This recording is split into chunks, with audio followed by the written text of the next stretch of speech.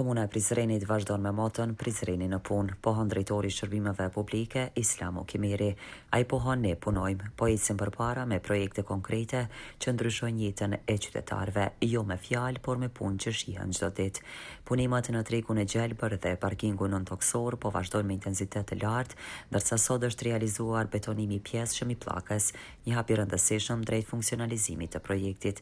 Drejtori i shërbimeve publike Islamu Kimiri inspektoi sot nga afër punimet së bashku me laboratorin e licencuar dhe menaxherin e kontratës, me fokus të veçantë në kontrollin rigoroz të cilësisë së betonit dhe materialeve në terren, sepse projektet e qëndrueshme ndërtohen mbi standarde, jo kompromise.